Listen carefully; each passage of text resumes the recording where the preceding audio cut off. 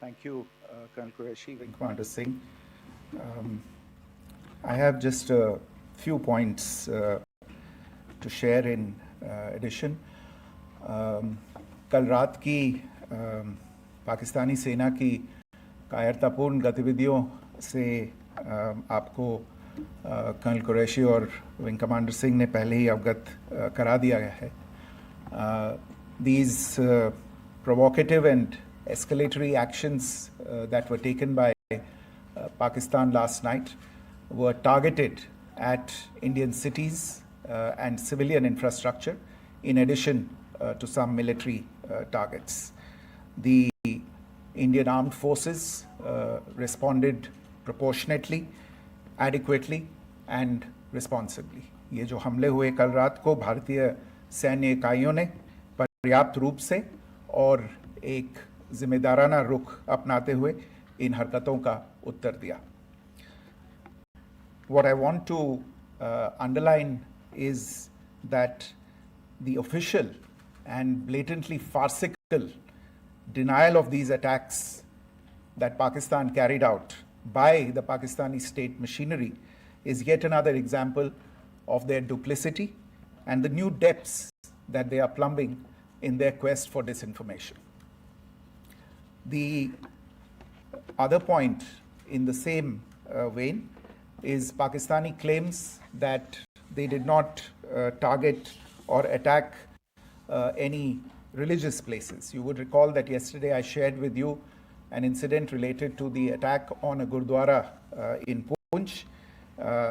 Instead of owning up to these attacks, Pakistan made the preposterous and outrageous claim that it was the Indian armed forces and the Indian Air Force that was targeting cities like Amritsar and trying to put the blame on Pakistan.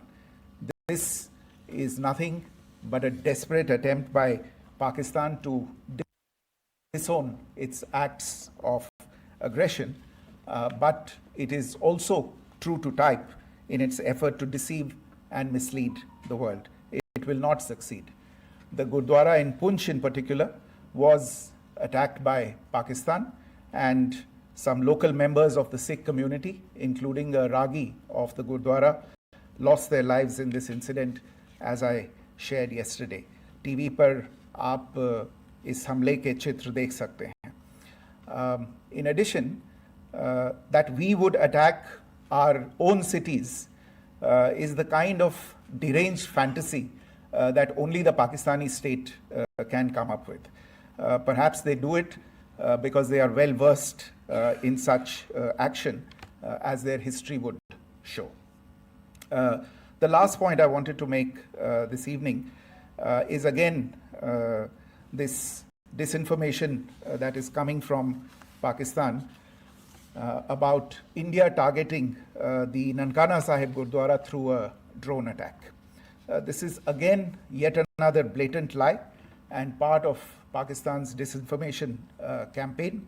As we saw in the Pahalgam attack, Pakistan is again trying desperately to impart a communal hue to the situation with an intention to create discord.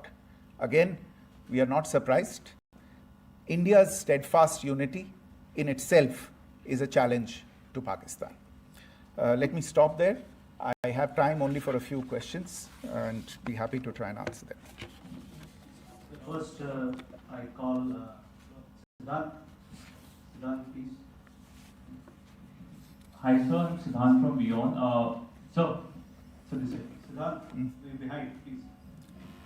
The other Siddhant. yes. Hi, sir. I'm Siddhant from CNN News 18. Sir, I only want to know from you the status of Kartarpur corridor. Is it open or not? If you can. I think you're all aware of the situation along the entire India-Pakistan border and the areas around the line of control.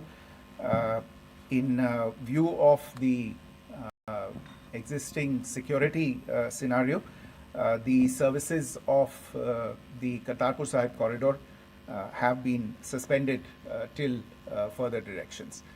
We'll update you as and when there is a change in the situation. We have a question here, Rishabh. So, good evening, Rishabh from Times Now. So, you spoke about religious places being hit in Jammu. There's another religious place which is a Carmelite nun church that has been hit. What do you have to say about it? If you can explain that to us. Yeah, actually, we do have some information about this extremely regrettable and condemnable incident during heavy shelling across the line of control in the early morning of 7th May. A shell fired from Pakistan landed just behind the Christ School run by the Carmelites of Mary Immaculate congregation in Puj. Tragically, the shell fired from Pakistan hit the home of 2 students of the Christ School. Both students unfortunately lost their lives and their parents were severely injured. Another Pakistani shell struck a Christian convent of nuns belonging to the congregation of the Mother of Carmel, damaging water tanks and destroying solar panel infrastructure. Several priests, nuns, school staff, and local residents took refuge in an underground hall beneath the Christ School during the shelling by Pakistan. The school happened to be closed at the time, fortunately. Otherwise, more losses would have occurred. Again, we have seen the Pakistani side targeting and shelling places of worship with a particular design. This includes gurdwaras, these convents and temples. This is a new low even for Pakistan. Your question here, Pranay. Sir Pranay Upadhyay Amar Ujala से। Sir कल आपने इसी podium से पाकिस्तान के IMF bailout को लेकर और Indus water treaty को लेकर जो टिप्पणी की थी उसकी पाकिस्तान में काफ़ी तीखी प्रतिक्रिया भी आई और उसके बाद हमने देखा कि पाकिस्तान की तरफ से किस तरीके से लेह से लेकर भुज तक पूरी बॉर्डर के ऊपर जो इन्वेजन था वो किया गया। मौजूदा सिचुएशन के अंदर पाकिस्तान के बेलआउट पैकेज को लेकर और पाकिस्तान के इन अटेम्प्ट्स को लेकर आपका क्या असेसमेंट है? और दूसरा ये भी जानना चाहेंगे कि पाकिस्तान की तरफ से ये जो अटेम्प्ट किया गया था उसका भारत ने अभी तक उस तरीके का कोई जवाब नहीं दिया गया है, तो क्या भारत इसका जवाब देगा जो कार्रवाई हुई है बीते 24 घंटों में? देखिए प्रणय, जहाँ तक इंडस वाटर्स ट्रीटी का सवाल है, मैंने कल विस्तार से उसके बारे में इसकी चर्चा की है. Indus Waters Treaty is in abeyance and as such I have nothing further to add to the decision that was announced by the Cabinet Committee on Security. जहाँ तक IMF bailout का सवाल है, आपको ज्ञान होगा कि IMF की आज मीटिंग हो रही है. हम वहाँ पे अपना पक्ष रखेंगे और जो हमारा मत है इन चीज़ों को लेके वहाँ पे साझा करेंगे दूसरे मेंबर्स के साथ. ये बोर्ड पे निर्भर है कि वहाँ पे क्या निर्णय होता है. और जहाँ तक जो कार्रवाई हुई है उसका जवाब देने का जो आपने जो प्रश्न उठाया है, जो आज ब्रीफिंग हुई है, जो आपको सूचना मिली है, मैंने भी कहा है कि जो आज सवेरे तड़के सवेरे जो गतिविधियां हुई, भारत ने उनका एक जिम्मेदाराना पूर्ण तरीके से और एक पर्याप्त तरीके से उसका जवाब दे दिया है. सिद्धांत. Hi sir, Siddhant from Vion. Sir, the External Affairs Minister has spoken to many of his counterparts around the world. Yesterday he spoke to the US Secretary of State Marco Rubio. So what were the key areas of conversations during that call? Yes, the minister had a conversation with the US Secretary of State. As you can imagine, the focus of discussions was the terrorist attack in Pahalgam and the response that India mounted after that on the 7th of May. The Secretary of State shared his thoughts on these developments with the minister. The minister deeply appreciated the US's commitment to work with India in the fight against terrorism, and he also underlined the targeted measures that India had taken in connection with Op Sindoor. the minister also underlined that India would firmly counter any attempts at escalation from there. But in follow-up to that, as you are aware, there have been a number of other conversations. The minister had a conversation with the UK Foreign Secretary, David Lammy, today. There too, the discussion centered around countering terrorism, for which there must be zero tolerance. And I understand just a short while ago, the External Affairs Minister has also spoken to the Foreign Minister of Norway, Espen Barth Eide, which was also focused on recent developments stemming from the terrorist act in Pahalgam. One last question, Sudhi. Sir, Foreign Secretary, thank you for doing this. Sudhi Ranjan from Bloomberg.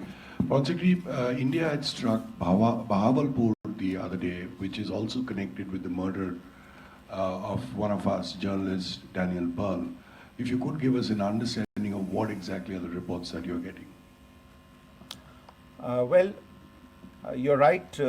Bahawalpur is the headquarters of the Jaish-e-Mohammed terrorist group that is proscribed by the United Nations. Its leader, Maulana Masood Azhar, is a proscribed individual. It is, you brought up the connection with the tragic death or killing of Daniel Pearl of the Wall Street Journal. The Jaish-e-Mohammed was in some way directly or indirectly responsible for the death of Daniel Pearl. But the real connection is through Ahmed Omar Saeed Sheikh, the British Pakistani jihadi who was held in India but was finally released in 2000, and he was the person who lured Daniel Pearl to his eventually leading to his murder. So these are all obviously connected figures, connected individuals, connected institutions, and the attack on Bahawalpur, on that facility of the Jaish-e-Mohammed in Bahawalpur is, I would imagine, a fitting part of this unfortunate incident. Thank you all. Thank you, sir. With that, we come to the closure of this press briefing.